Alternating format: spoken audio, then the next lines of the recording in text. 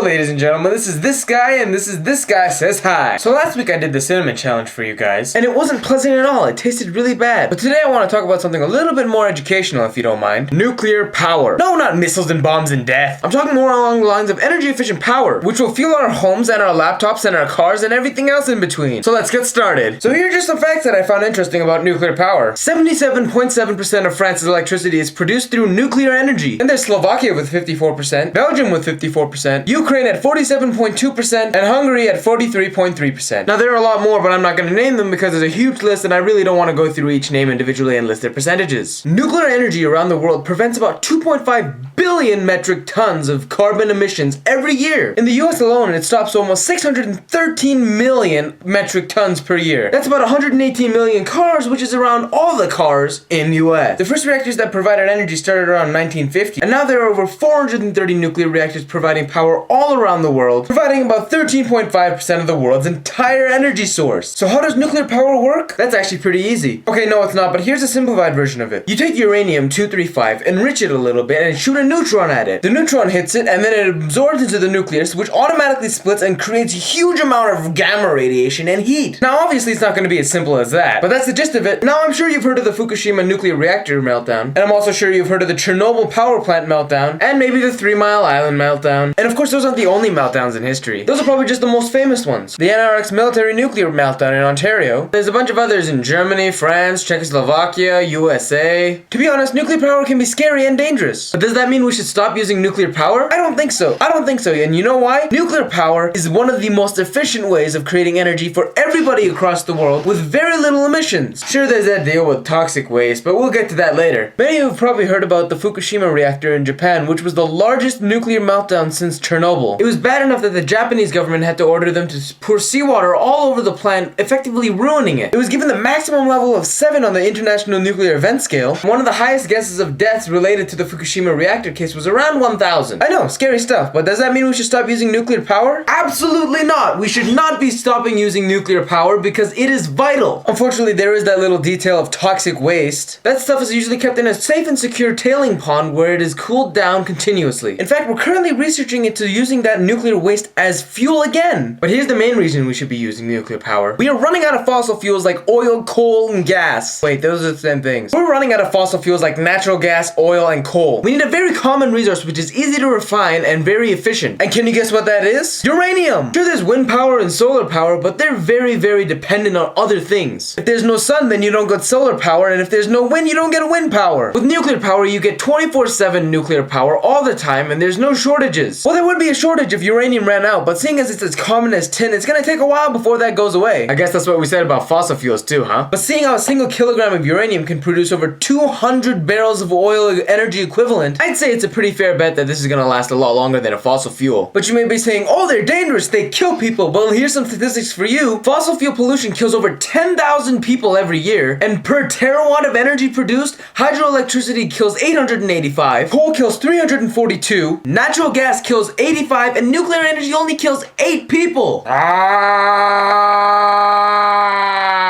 Fossil fuels are non-renewable, but you can use up to 95% of the reprocess from nuclear waste. And to make things even better, they're making melt-proof nuclear reactors. The cores themselves will be liquid so they can't melt down even further. I don't know if you agree with what I'm saying about nuclear power being the way to go. But if you don't think that nuclear power is the way to go, why don't you just tell me in the comment section below. This may have been a very scientific show and maybe you don't like that, but I hope you enjoyed it nonetheless. I'm this guy and this is This Guy Says Hi. I'll see you guys next week.